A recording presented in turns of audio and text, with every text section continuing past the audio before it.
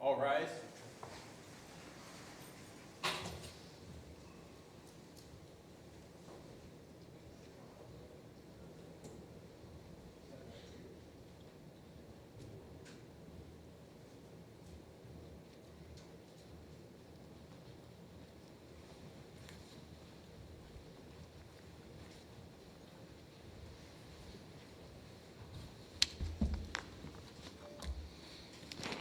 Oyez, oyez, oyez. The Honorable, the Supreme Court of Texas. All persons having business before the Honorable, the Supreme Court of Texas, are admonished to draw near and give their attention, for the court is now sitting. God save the state of Texas, this honorable court. Please be seated.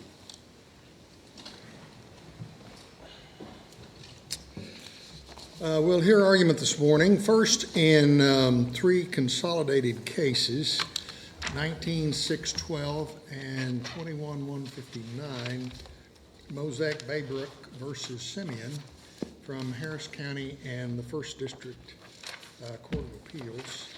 And the third case with those two is 21-161, also Mosaic Baybrook against Cessor, also from Harris County and the First Court of Appeals District.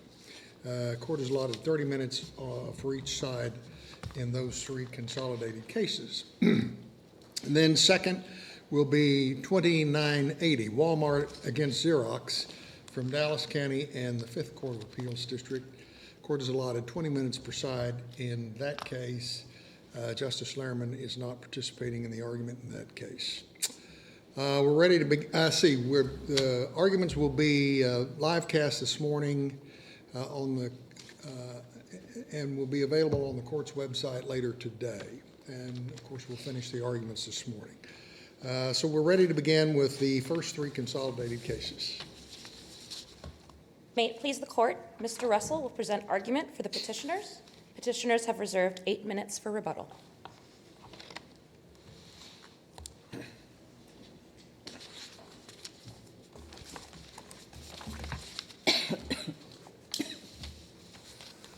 Mr. Chief Justice, and may it please the court, I'd like to focus my time on two primary issues today. First, Simien's water code claim fails on the merits because mislabeling non-water fees for fire, EMS, and law enforcement service is neither an injury in law nor an injury in fact. And for the same reasons, the class must be decertified as being based upon a significant misunderstanding of law, just like in Exxon versus Gill. Second, Cessor's late fee claim likewise must be decertified as another example of certify now and worry later, which was rejected by this court in Bernal. And the Court of Appeals' conclusion that, quote, an elaborate analysis is unnecessary directly contradicts Bernal. And the Fifth Circuit's opinion in Cleveland provides a perfect example of what a rigorous analysis of Section 92.019 would look like in a proper class certification order, something we simply don't have here. So returning to the first issue, the trial court erred in granting the partial summary judgment on liability under the Water Code. The first place to look, of course, is the text of the Water Code. And the text have that as well as some of the relevant sections. Section 13.505 of the Water Code is in our bench book exhibit 7, and also some of the PUC rules. So looking at the text itself of the liability implementing provision, section 13.505, it's clear that the only rule violations that can potentially lead to an overcharge that creates liability for an overcharge are those charges for utility service, specifically here for allocated billing, non-sub-metered, master-metered utility service costs.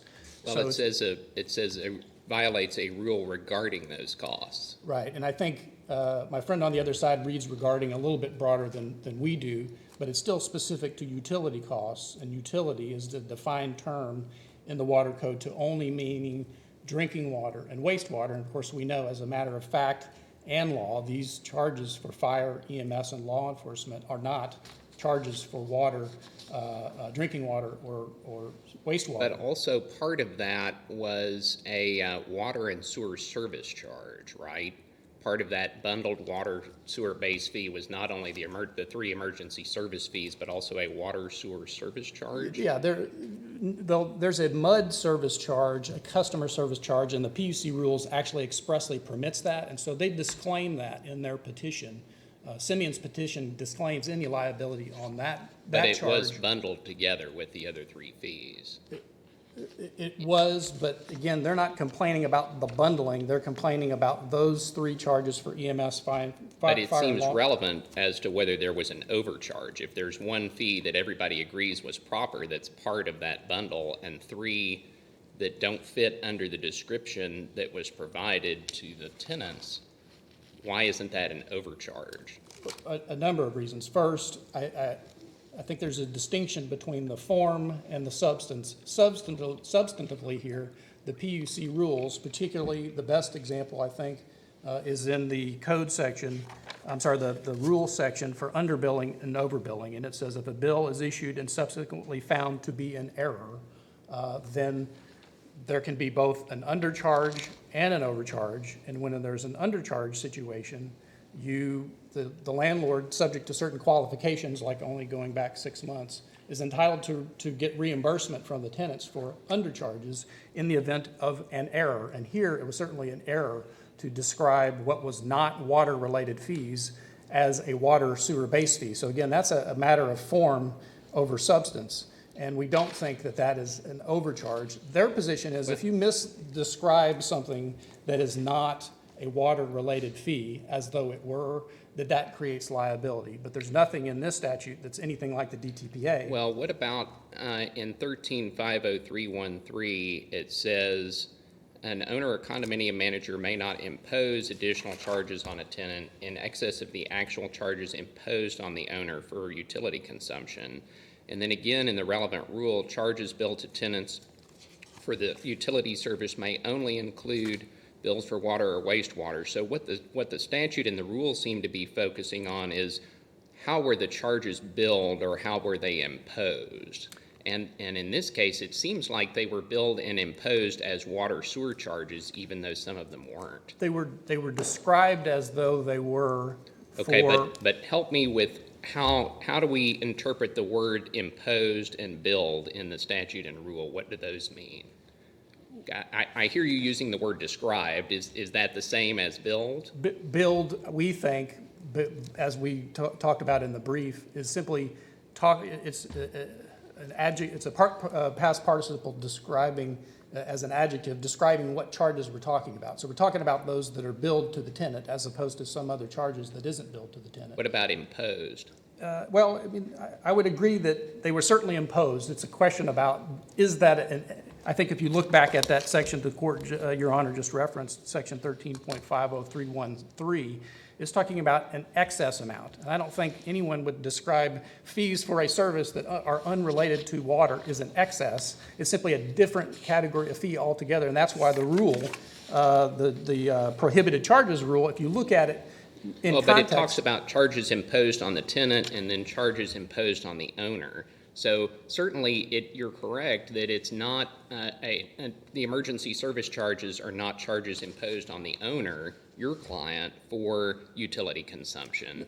But they were, it seems, imposed on the tenant as charges for utility consumption, even though they weren't. No, to be clear, the MUD charges for fire, EMS, and law enforcement are imposed on the landlord. And then the landlord, and they're charged on a per unit basis as opposed to an allocation formula like water usage charges are. So we then, pursuant to nothing in the water code subchapter M, there's nothing in there that simply talks about those kinds of charges expressly. And we're certainly not included in the list of express prohibited charges. So the deposit, the disconnect, the reconnect, the late fees, and the other similar charges that are referenced in the prohibited charges rule of the PUC rules, I don't think you can reasonably include in that list applying the justum generis doctrine. I don't think you can include in that list fire, EMS, and law enforcement charges. So again... Right, I agree with you on that. I guess my question is, why shouldn't we read that rule as having 2 clauses? The first one says, charges billed to tenants may only include bills for water or wastewater, and then it says, and must not include these other things. It seems to me like one way to read that is that the second clause is a carve-out of things that might otherwise be thought to fall under the first clause. But I think you're correct that fire, EMS, and whatever the other one was, the emergency service charges would not be read to fall under the first clause. And so then we have the problem that they were billed as that, even if they don't actually fall within water or wastewater bills from the retail public utility. Well, I think maybe a hypothetical would help. I mean, it's clear that nothing in the PUC rules or the water code addresses, permits, excludes, prohibits a rent charge. But I think the misdescription of the non-water charges here, these emergency services charges here, would be very similar to if we had called the rent charge I had an example here, a water use apartment occupancy fee. I mean, I think that's pretty consistent with what rent is. When you rent an apartment, you have the right to occupy the apartment, you have the right to use the water, and if we put on the bill, instead of the word rent, we said water use and occupancy, apartment occupancy fee, their position would be, and I think unreasonably, that somehow is a violation of the PUC rule that we've been talking about, because it is billed as though it were a water-related fee, but is not. And so we think without the language that we see repeatedly in the DTPA, which does prohibit deceptive, misleading, inaccurate, and false statements about what services are being provided, that we don't have any of those terms in this subchapter M of the Chapter 13 of the Water Code. So I don't think that the concern that the legislature had in this chapter was about mislabeling, whether inadvertent, whether unintentional. It was about, are you charging an excess amount of actual usage charges? That's prohibited. And just so the court's clear, in the PUC rules, we get the bill from the retail public utility, in this case, which was a MUD. We have to absorb the first 25% of that bill, which I presume is for purposes of filling up the pool, landscaping, those kinds of issues. The other 75% we can then allocate using the PUC, one of 5 PUC formulas. So what was the concern here with this regulatory scheme was that if we didn't absorb that first 25%, or let's say we did, and so we properly we allocated 75%, but we did it inconsistent with one of the PUC formulas, then that would be a problem. Or if we charged, we paid the bill late to the MUD and they assessed a $1,000 late fee, and we decided, well, we don't want to absorb that, let's pass it along to tenants, no one will know. Those are the scenarios that I think the PUC, when adopting the rules, was trying to protect against. So does that argument that you can charge these costs another way depend on your being right about the interpretation of the lease? I don't think so. The lease simply goes to whether there's a contractual right for us to decide, for the parties to agree, you're going to be responsible tenant for these government service fees, as opposed to the landlord. So if we had said, no, we're going to cover the government service fees, and then we charge them instead to the tenant, that would be a violation of the lease. I don't think it would be a violation of the water code.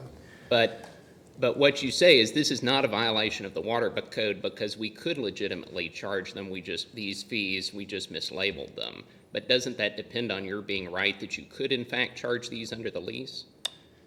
Again, I don't think so, because they're two different issues. One's a breach of contract issue. One is whether there's an overcharge. And I think it's clear, and I'm not sure I made this point before in our prior discussion, which is the rule contemplates there can be violations of utility costs that don't result in an overcharge at all. So it's just fine with you if we assume that you couldn't charge this under the lease? I think so. Now, I think we can, and I'll be happy to discuss why we do believe we were entitled to charge it pursuant to the contractual agreement of the parties. But if we violated the lease, that isn't necessarily a violation of the water code. And of course, the only claim that's been certified and the only partial summary judgment ruling, and frankly, the only claim that's been asserted in this case so far, is a breach of the water code provision and liability under Section 13.505. And I turn your attention to the other two class certification appeals, and in particular, the Fifth Circuit in Cleven said that in that case, predominance issues required statutory interpretation to inform whether there was predominance there. Is statutory interpretation necessary to a predominance consideration in either of the two class certification appeals in these cases? I think it is, but not only is it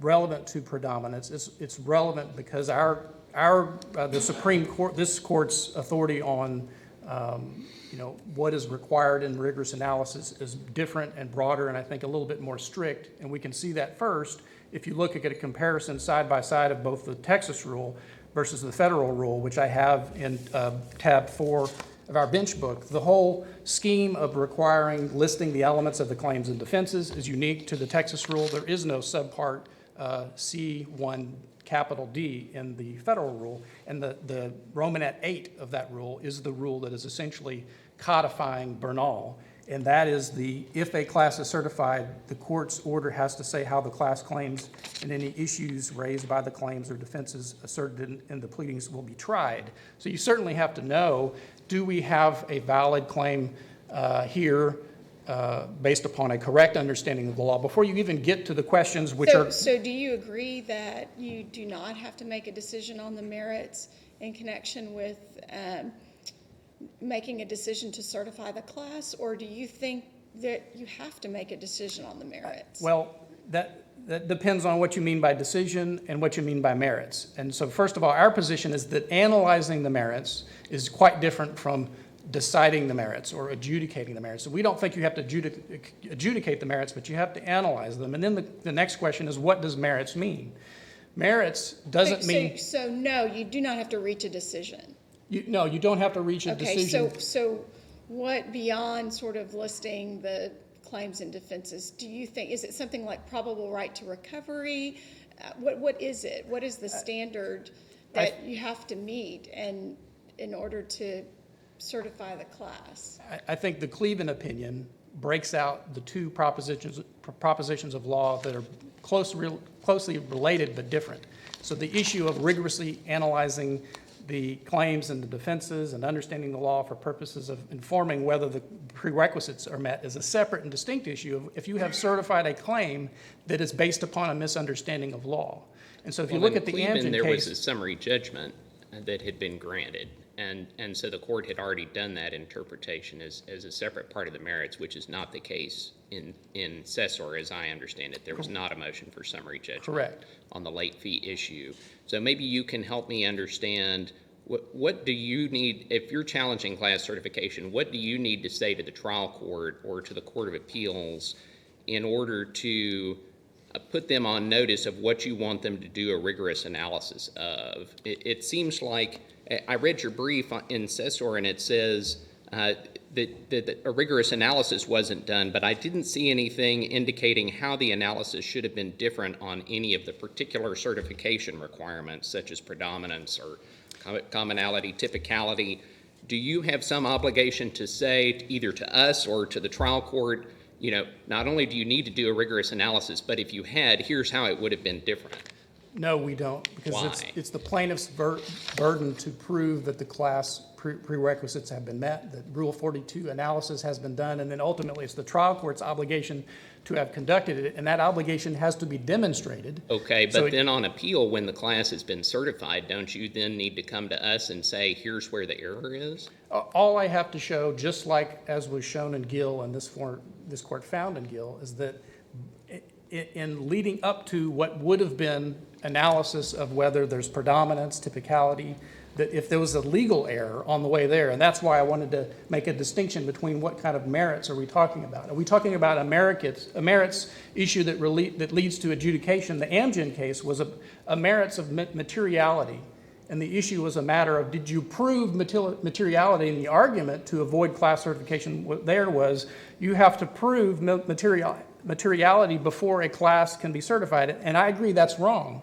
But there's a difference between saying there's a failure of proof and saying as a matter of law, based upon undisputed facts, which we have in Simien, you have certified a class based upon a misunderstanding of law. And I think it is always an abuse of discretion to certify a class on a misunderstanding of law when it's a substantial misunderstanding of law. But because I guess I didn't see in your brief in Cessor where you argued what the misunderstanding of law was. Okay, well, in Cessor, as I said in opening, is different. So Simien is an example of a misunderstanding of law certification. Cessor is, we haven't done any analysis of what the claims would be, how they would be, what the defenses are, and what the substantive issues are. So that's an example of certify now, worry later. Well, but I guess what I'm trying to understand is I don't know that it would be helpful for us to send something back to the trial court saying do more analysis if we don't know, A, in what particulars their analysis fell short this time, in Cessor I'm talking about specifically, and if we don't know that the outcome would be any different. Is there any concept of sort of harm here where, and why or why not? I mean, if it turns out that the analysis would have been just the same if the outcome would have been just the same if they'd done more analysis, it doesn't seem like an efficient use of time to send it back. I think the opinion in Yarborough that Justice Lehrman wrote answers that question. The court there said, we don't know how this will come out. It may very well be, and I'm paraphrasing, it may very well be that the class will be a valid certified class, but we do require the trial court to conduct it.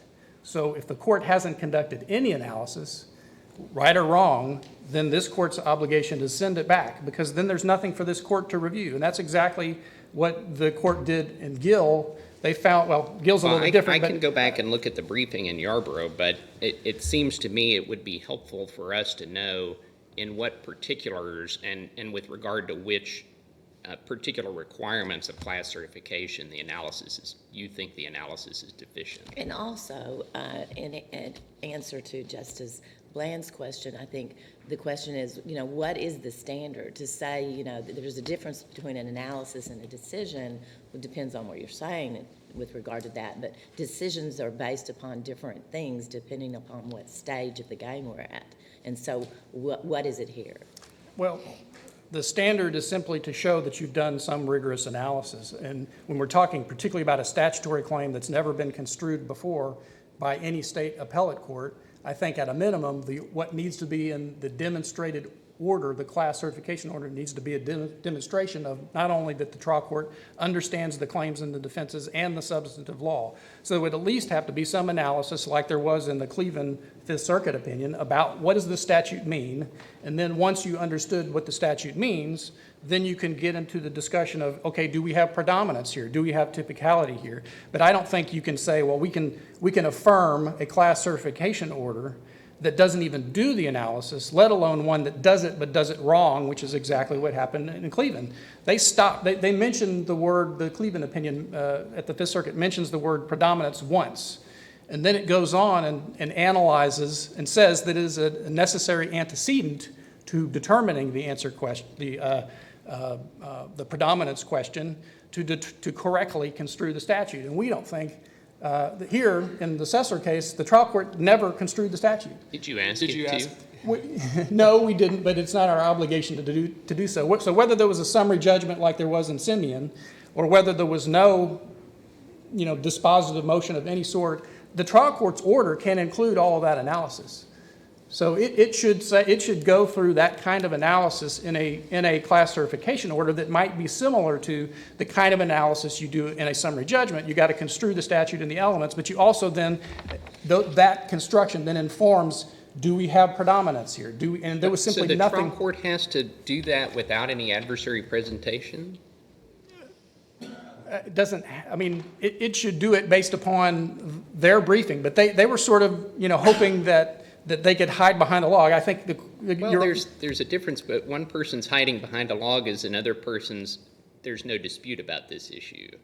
So how do we know which one it is? Well, it's their burden to prove all of the prerequisites. It's the plaintiff's burden to prove all the prerequisites. It's kind of like a summary judgment. But sometimes some of them aren't disputed.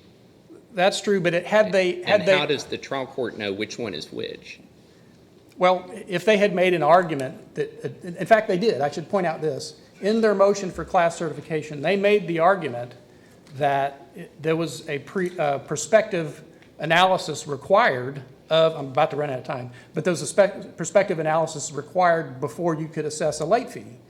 And they argued that, and it's nowhere in the class certification order. That would have been some analysis that was consistent with what they advocated, but it's missing from the class certification order. So am I overtime? I'm overtime. You may finish your answer. Thank you, Your Honor.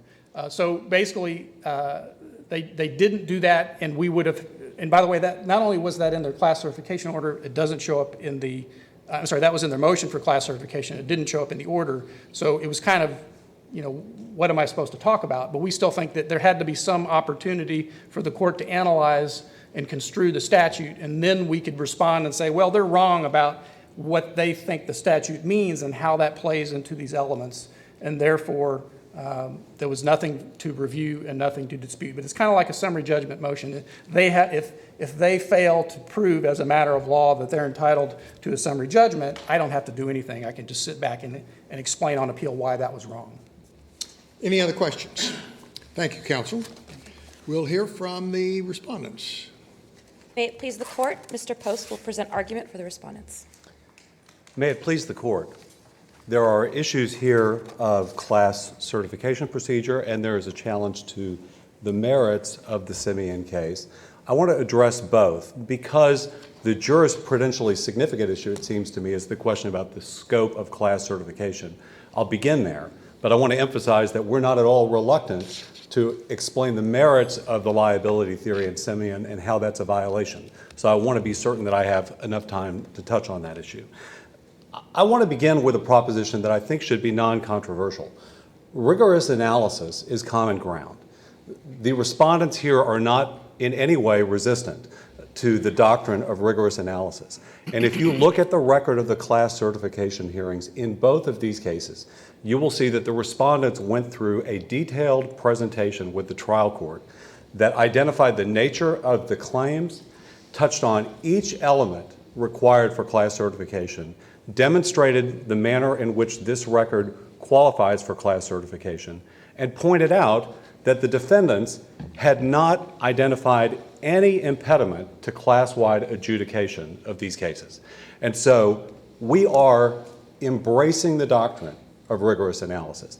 Where we part ways with the defendants is their proposition that rigorous analysis requires the trial court to determine the merits of the case as a precondition to certification.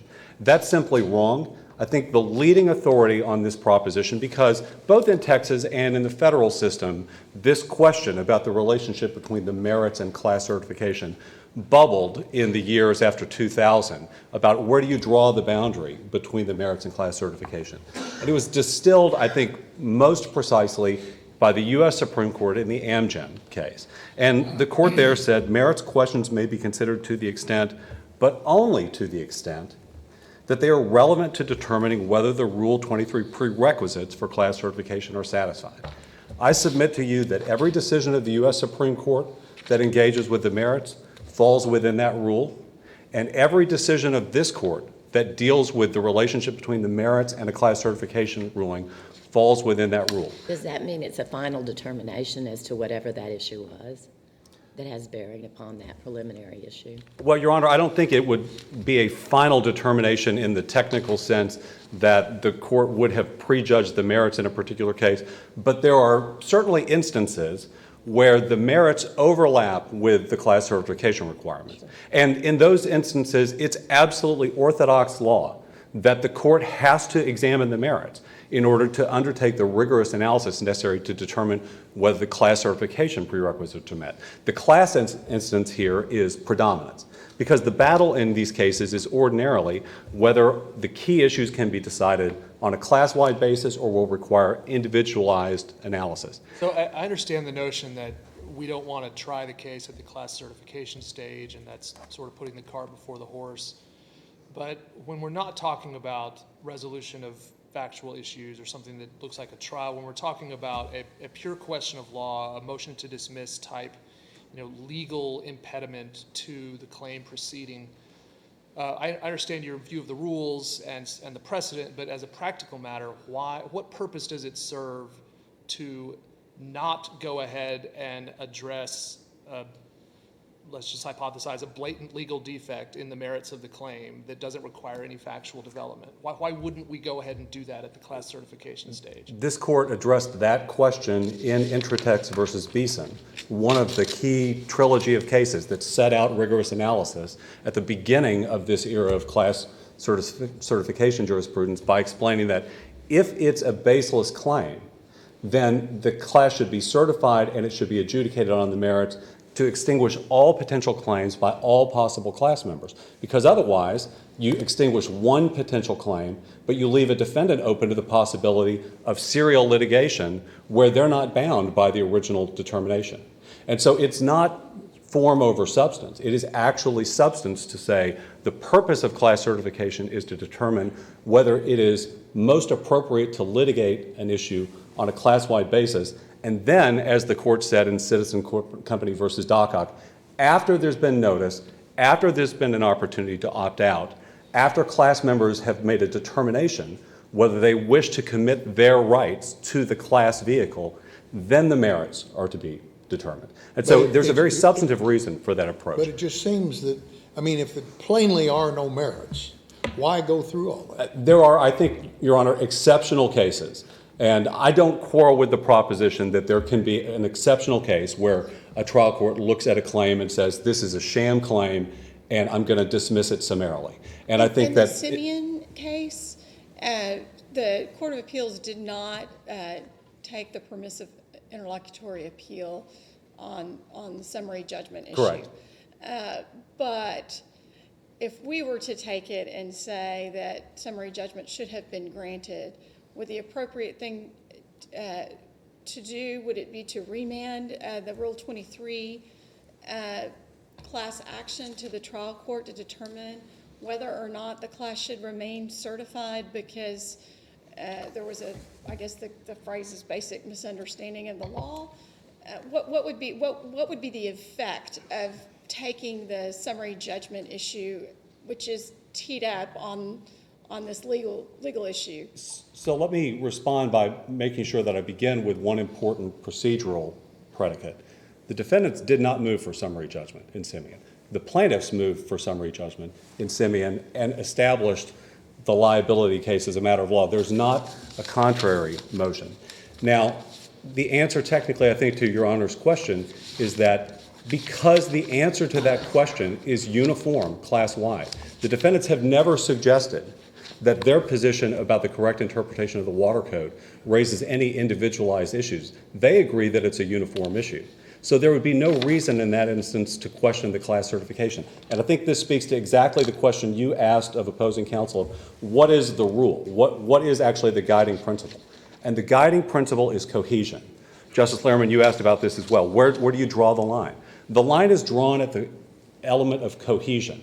Does the application of a particular substantive principle lead to individualized inquiries that defeats class certification, or does it lead to a class-wide adjudication where the entire class wins or loses in one fell swoop? If overcharge means charging me more than I owe you Yes. out of any category, then wouldn't you have to do some kind of a individualized examination of, well, how much did you owe and how much did you owe and what did your bills say and what was this all for? In some cases you might, but not in this case. And if I may, I'm going to go ahead and use that as an invitation to actually walk the court through the liability theory in Simien, because I think I can specifically answer the court's question in that context. So if you have my bench exhibit that was presented this morning, I just want to walk through the reason that this water sewer base fee is a violation of the PUC and a violation on a class-wide basis. It applies exactly the same to every class member. If you look at tab B, this is Mr. Simien's resident account statement for September of 2016. We've highlighted the water sewer base fee. That is the charge that's in dispute. I call your attention to the entry immediately below the highlighted language, which is a water sewer fee. The unhighlighted water sewer fee is the usage fee that is being allocated to residents in accordance with the PUC schedules. The highlighted water sewer base fee is also a component of the allocated utility service. It is to be charged for connections to the facility, and it is allocated on a per unit basis as the PUC rules contemplate. And so the claim here is that the water sewer base fee is an overcharge to every class member in identically the same way, because it is not, in fact, limited only to the water sewer fee that the utility charged to the property, but bundles in other charges. So let me walk you through exactly how that analysis unfolds. There's some discussion about the lease, and so I just want to make sure that this is clear for the court's benefit. If you look at tab C, you will see that there's a specific addendum in which all of these tenants agreed to allocation of their water and wastewater costs. And in paragraph 4, the lease says, these are the allocation procedures in accordance with PUC rules that will be used with respect to water and wastewater, not any other charges. Look at the next page. The next page is the addendum, again, identical in every class member's lease, that relates to allocating services and government fees. If this defendant wanted to contract with its tenants for the right to pass on these other fees, this was the way to do it. If you look at paragraph 3, there's an opportunity to elect to pass through and allocate emergency services fees. That is not elected in this lease or in any class member's lease. And these addenda control. And so there is no right under the contract nor under the law for the defendant to allocate these non-water utility charges to the residents. So your position is that this was an overcharge, even if overcharge means charging me money I don't owe you? Absolutely, Your Honor. But do we need to take their version of what these numbers are and what these charges are as true, because it's a summary judgment for you, and the court below seems to have said, even if they're right about what all these numbers are, it's still an overcharge and they lose. Yes. Don't we need to kind of accept their version of what the We numbers do, represent? and I invite the court to look at tab D, because you'll see their interrogatory response where they admit exactly these facts. There's no dispute about these facts because they are admitted in the defendant's interrogatory responses. And the bottom response that's highlighted in tab D is where this defendant says the base fee, that water sewer base fee, is comprised of a service charge, the master meter charge, that's the connection charge I alluded to that's part of the allocated utility service, and then the EMS fee, the law enforcement fee, and the fire fee. They've confessed that they bundled charges that the utility code does not permit them to bundle. My point is, it seems that you got summary judgment under the theory that mislabeling is an overcharge. Your Honor. So if the court disagrees with that, do you lose, even if you might end up winning down the road on the argument that, nevertheless, these were charges we didn't owe? Your Honor, we got summary judgment on the theory that these charges that were bundled are a violation of the PUC rules that prohibits billing tenants for these charges. And let me call attention to the precise language, so I'm directly responsive to your question. This is in PUC Rule 24.124A. It's included in Mr. Russell's exhibits. And it says, charges billed to tenants for allocated utility service may only include bills for wastewater or water from the retail public utility. And so we got summary judgment on the proposition that the law only allows them to include charges for water and wastewater service, and they admit that they bundled under that charges for EMS and fire and law enforcement. They have confessed liability under this statute. So I think they agree that that's an error, but the landlord argues that it is not an error of the kind that is actionable under the water code, because that is limited to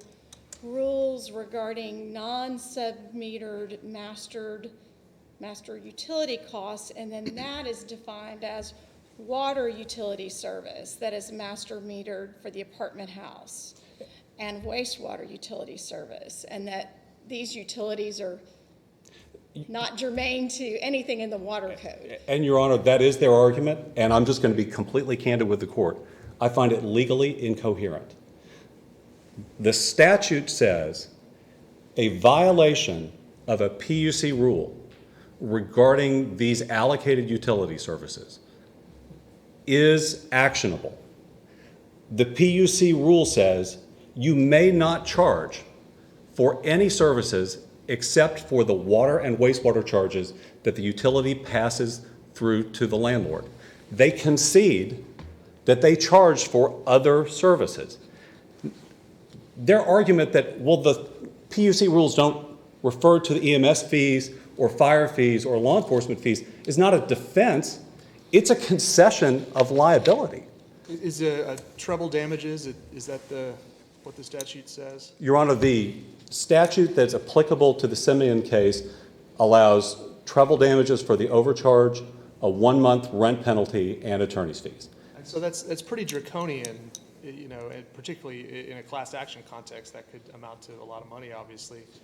And I imagine two different scenarios, right? One is I'm padding your water bill beyond what you owe, and you can show that my water bill should have been $20, and that landlord is padding it just to extract money from you because he has leverage over you, and you feel like you got to pay your bill. And that's clearly what this statute is getting at least in part. And you might not be surprised that the law would impose treble damages on somebody who tries to take advantage of tenants that way. The other case is what they say this one is. I know you disagree, but they say this one is mislabeling.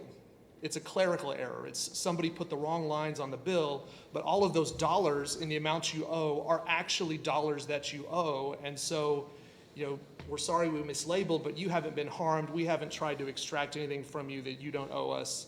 Those are two very different cases. And for the outcome of both of those cases to be a multi-million-dollar class action seems like an awfully strange way for the law to operate.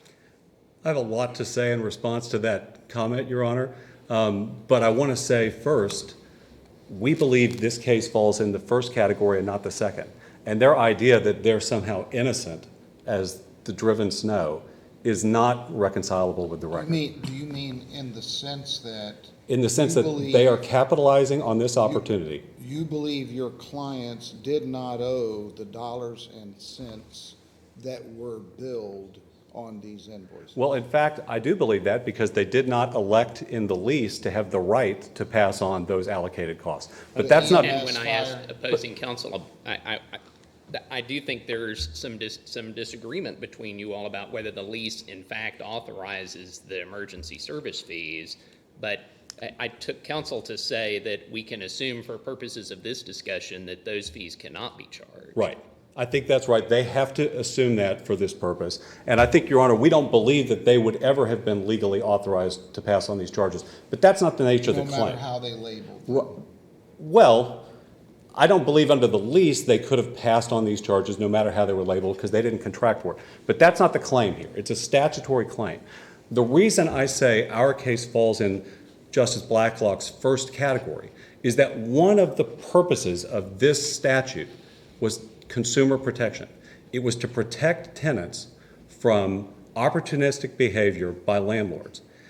And bundling in hidden fees to hide the real cost of residency in order to justify not increasing the rent to cover those costs, but to hide what you're passing on to the tenants, that is exactly the kind of opportunistic behavior that the law ought to abhor. And with respect to the idea that it's a catastrophic consequence, that's simply not the case. We indicated in the brief, I think the potential value of this class claim is $1.5 million. When you look back at tab B, at that particular water sewer base fee that's at issue here, it's a $35.49 base fee, but bundled into that is the $21.45 basic service connection fee that is the permissible charge. And so the overcharge is the bundling of legally impermissible charges. You're talking about a fairly limited class period, one complex of 700 units. We're not talking about a $100 million case here. What we are talking about is applying the rules as they're written. In construing those rules, should we look not only to the rule that you just referenced about charges billed for utility service may only include bills for water or wastewater, but should we also look at the rule that says that the charges have to be separate and distinct from any other charges on the bill? Does that help inform the meaning of what it means to say that it may only include these certain things? It does, Your Honor. And I've focused on 124A because that's a particular provision that's highlighted in the summary judgment ruling. But that's exactly right, that the rule requires itemization of specific charges in order to give transparency to tenants as to the charges that are being passed through to them. And that was simply baldly violated here, and there's no dispute about it. I would like to turn to Cessor. I don't want to in any way truncate the discussion of Simien, but if the court has no further questions about the liability issue in Simien, I guess I'll leave you with one final observation, and it is that in my tab D, that is those interrogatory responses, the very first highlighted passage on the second page of tab D makes clear the fact that matters for class certification, which is that all residents were charged an equal water sewer base fee. This issue, this liability theory that I've just described, applies uniformly to every class member, and the defendants have never suggested otherwise. So now let me turn to Cessor and the question of what rigorous analysis requires in Cessor. Because, as I alluded earlier, I think there's a significant misunderstanding on behalf of the defendants of what rigorous analysis entails. It entails a determination of whether the class is cohesive, whether individualized issues will predominate over common issues, such that it is not superior to litigate the case on a class-wide basis. So do you think the Fifth Circuit had it wrong, that they went too far into the merits in their case? Your Honor, Clevin was a very different posture, and I'm happy to have a chance to talk about Clevin because I think it's important to understand the distinction between the Clevin case and this case. In Clevin, it was undisputed that the landlord had not made a prospective estimate of its damages from late fees. And the trial court not only granted a summary judgment ruling that there was a strict liability interpretation of the statute, that if you failed to prospectively estimate your late fee damages, you were per se in violation.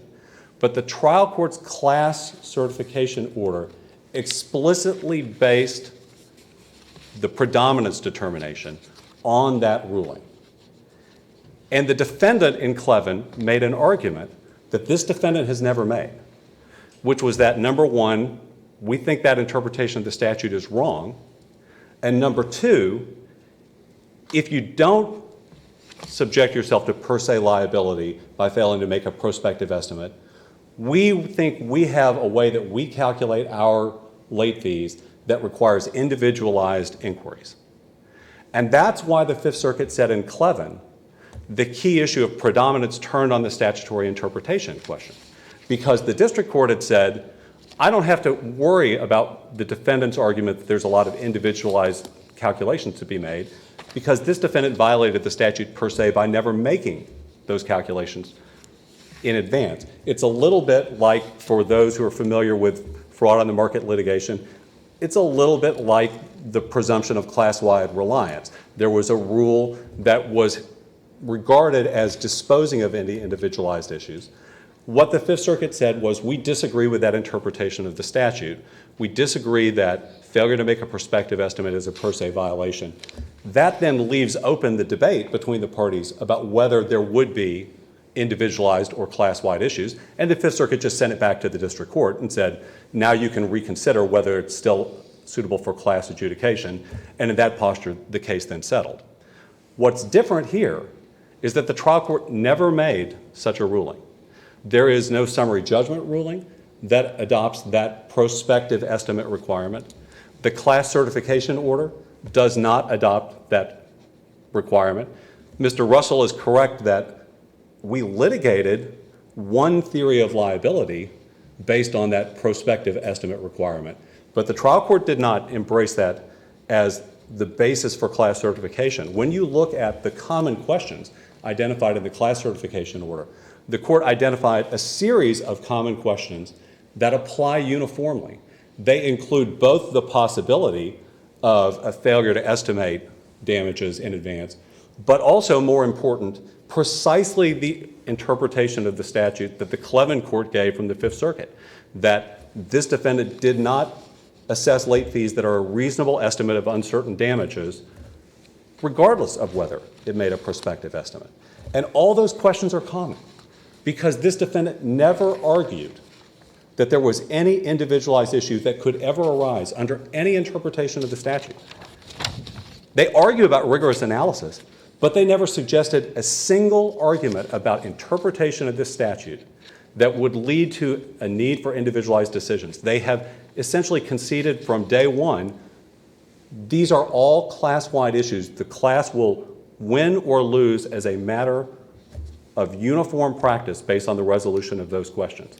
And I think that gets to the question your colleague on the other side says that this is basically like summary judgment and the defendant has no burden. What's your response to that? Well, I think that is unworthy of the courts. It is not only incompatible with the law, but it's unworthy of the courts to say that a defendant can simply lie behind the log, just as it would be unworthy to say a plaintiff can lie behind the log. Counsel suggested that we were somehow trying to lie behind the log and take it easy. Absolutely not. I urge you, read the record of these two class certification hearings. You will see a careful, detailed analysis of every prerequisite to class certification.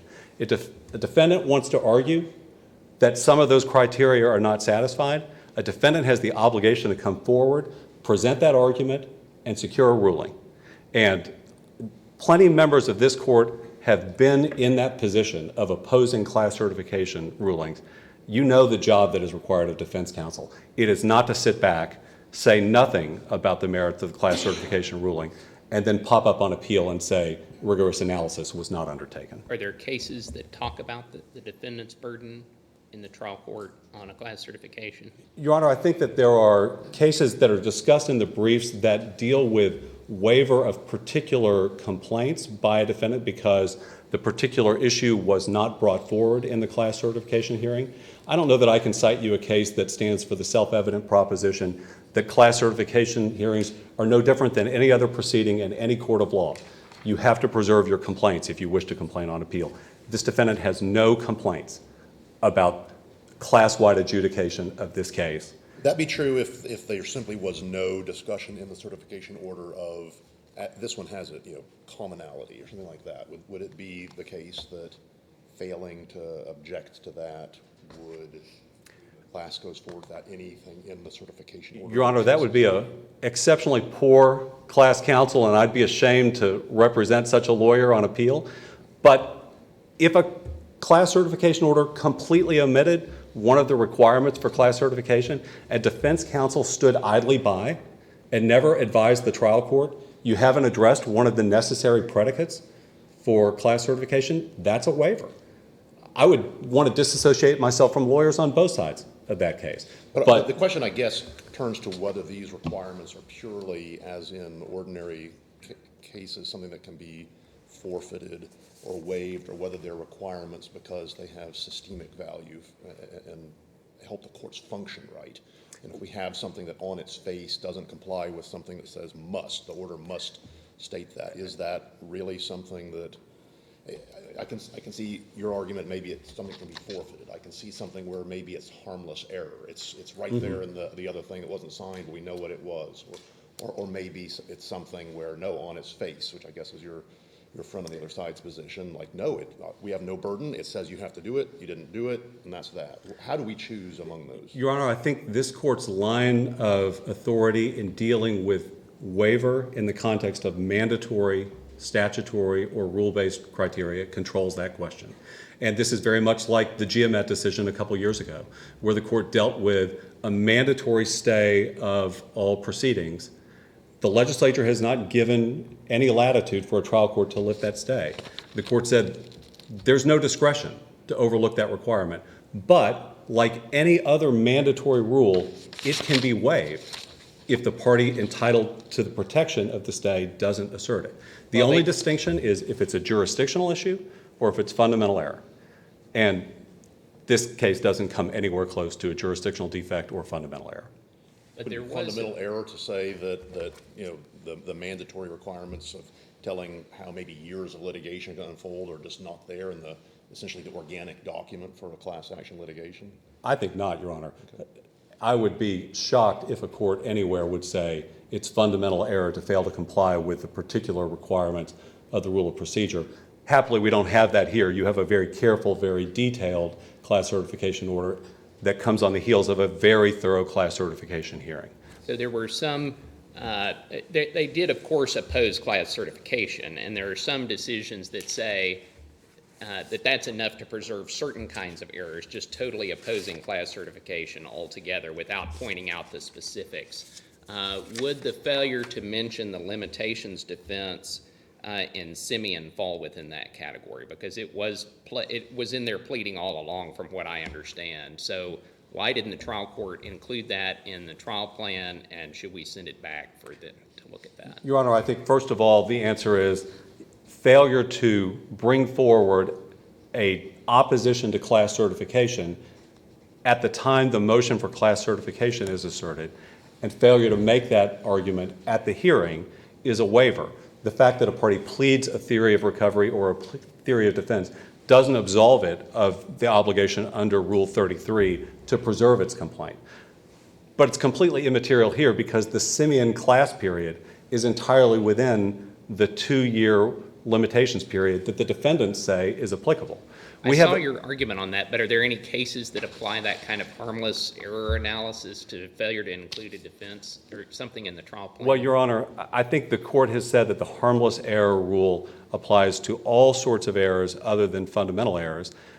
But more practically, this limitations defense cannot affect the claims in this case under any circumstances. The class period is subsumed within the 2-year limitations period. And so I would submit that the really technical answer to this is that the trial court solved for the limitations issue in the class definition because the class period eliminates any question about limitations from this case. Any other questions? Thank you, Mr. Post. Thank you.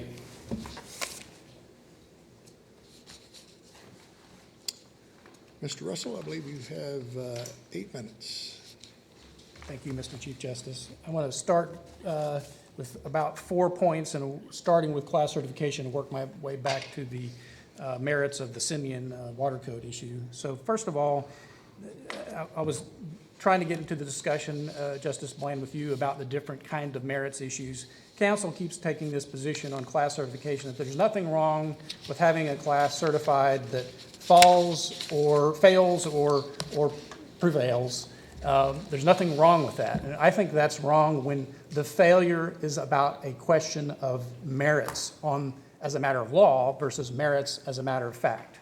So in other words, you can't have a claim that is certified and that is tried that fails on the merits as a matter of law versus one that simply fails as a matter of fact. An example would be in Cessor. If we tried this case and the jury says, we just think this fee is reasonable, you lose, plaintiff. There was certainly nothing wrong with a class that ultimately failed because it failed on the merits based upon a factual determination, which is what the issue was in Amgen. But when a claim fails on the merits at trial because it never should have been certified as a viable class, which was the issue in Peak, which was the issue in Gill, then that is always an abuse of discretion to have certified that. Because think about it, you could be certifying this, what I believe is a flawed legal theory under the water code in Simien, and there could be actually viable water code claims. Maybe there was a month where we actually did include a late fee for some group of tenants, and their claim is now barred by res judicata because the plaintiff the class representative and its counsel proceeded on a flawed legal theory. That's an abuse of discretion, and this court has reversed a claim certified on a misunderstanding of law in Gill, and it should do the same in that water code, in the water code context. There should never be a class certification in any case in which summary judgment for the defense is legally required, ever. Yeah, I mean, you can imagine if, first of all, it's only the plaintiff moving. I mean, I guess theoretically a defendant could move for class certification. I just won summary judgment on this liability that was a flawed legal theory based upon undisputed facts. And let me go certify that so I now have a final judgment that creates res judicata for all these potential defendant or potential claimants out there that would have brought the same legal theory or would have qualified as a member of the class. I tried to find one. There isn't such a case because only plaintiffs move for class certification. And again, it's always an abuse of discretion to certify a class that's based upon a significant misunderstanding of law, not some minor misunderstanding of law, but one that goes to the heart of what the claim is for. It looks to me like your interrogatory responses may have conceded that even if these fees are what you say they were all charged in the same way to all of these people, and so there wouldn't be a typicality problem with doing this as a class, even if you're right about what the fees represent. Well, the interrogator was just answering the factual question about what was included in the fee. Right, It wasn't really. and it says everybody was charged the same fee, and so if you're right about what the fees represent, that they're for these other charges that were owed, do you have some argument that creates problems for class certification because it requires individualized analysis of everybody's different situation? It certainly could be, and we would argue that if we ever got to a point where there was a class certification on a valid claim. We would be arguing those types of issues. But we don't even have a valid claim here. So just like in Cleveland, you don't get to those next steps in the analysis. But you're trying to defeat class certification with a theory of what an overcharge was and what these fees were. And I'm trying to understand how your legal theory of how the statute works and what these fees were for maps onto the class certification factors. Right. Well, all we've argued, and this is why we rested on this and argued this in response to both motions to class certification, is if you misunderstand the law or you don't even analyze the law in a demonstrated fashion, which means it's in the order itself, which is the case in Cessor, then you have not done the rigorous analysis, or maybe you've done some rigorous analysis, although in Simien not demonstrated in an order. You look at the summary judgment order, it just says granted. There's no analysis about why it was granted. But under either scenario, it's a invalid class certification. It doesn't mean, like in Yarborough, it can't come back and be properly certified once you've done the analysis, but then you might have a situation like Cleveland where you've done rigorous analysis. We don't dispute the federal district court there did rigorous analysis. It just turned out that analysis was wrong. So you decertify and let the court reconsider those prerequisites, understanding now what the statute actually means. But I want to get to the merits real quick because it goes to the heart of your Honor's question, which is, think about this on the merits of the water code claim. If these fees for the combined, what I think is a customer service fee in the MUD rate order, and the fire, EMS, and law enforcement fees, all of which are per unit charges, if they'd been spelled out, they would have no water code complaint, right? I mean, they're not complaining that we got charged. Now, as far as the water code goes, they're complaining, they say it's not permitted under the lease. I'm not sure exactly what your Honor's question was about the presumption, but let's assume that it was or wasn't. It doesn't matter whether it was valid under the lease. But the question here is if it's not valid under the lease, it seems like it's no different from just doubling the charge that the MUD made to you. No, it's not doubling at all. We literally get charged. I understand you're not doing that. This is a hypothetical. Okay, all right. So, in one situation, I'm looking at the MUD bill here, and it says water, sewer, law enforcement fee, service charge, the connection charge, fire, and EMS, and all of those are itemized. And in a hypothetical situation, if a defendant just took that and multiplied it by 2 and put it in the bill, I think you would concede that's a violation of the water code. No, I think it's a violation of the lease because you're doubling what you were actually assessed for government service emergency fees, not. Well, one of those things is the service charge, and others are water and sewer, so those are regulated by the water code. Well, okay, well, the service charge maybe, but again, they're not complaining about the service charge. They're not, Right. it's literally taken out. They're only saying it's the fire, What EMS, they're and law saying is enforcement. that you were billing this as if it was the service charge and including other stuff in there. But I don't think that's their complaint. Their complaint is it is a violation of the code because it relates to utility costs, not because it was bundled with something that might fit within utility costs. And that goes to the second way. I thought their complaint, just to be very precise about this, is that it was imposed for utility costs or billed for utility costs. I mean, maybe, but then that goes to the second way that this court can dismiss those claims under Spokio. I mean, they're not complaining that we, in substance, charged them an excess amount of actual usage charges, like maybe some of that 25% or one of these expressly prohibited charges. They're simply saying, in my hypothetical about, describing the itemized fees as some other water-related sounding fee, I mean, they're not complaining about the substance. They should have been breaking open the champagne bottles instead of breaking open a motion for class certification when they found out, oh, we're only paying for a fee that we're happy to pay for because we certainly want fire, EMS, and law enforcement. So it was just the Except format. that if they couldn't be charged for that under the lease, they might not be happy. But I'm not sure why Spokio is relevant here because they are out of pocket. And I mean, they have paid money that they say they shouldn't have had to pay. So why isn't there standing? Yeah, well, because it's not that they didn't pay money, no different than the example of, I think, one of the Southern District of Texas cases applying Spokio, that the charge is legitimate, putting the lease issue aside. The charge for fire EMS is legitimate to be passed along. They're not complaining about that. They're complaining about the description of it, and that's exactly what TransUnion versus Ramirez talked about. You're not harmed by the description. You would be harmed if that description caused some concrete harm. Here, there's no concrete harm. There was no extra water-related fee. There was no expressly prohibited late fee, disconnection fee. It's an unrelated fee that only caught their attention as a potential water code liability for overcharge because it was mislabeled. If it can be charged properly under the lease. Assuming it could be charged properly under the lease. And for the reasons we argued in the brief, we think it absolutely was. Any other questions?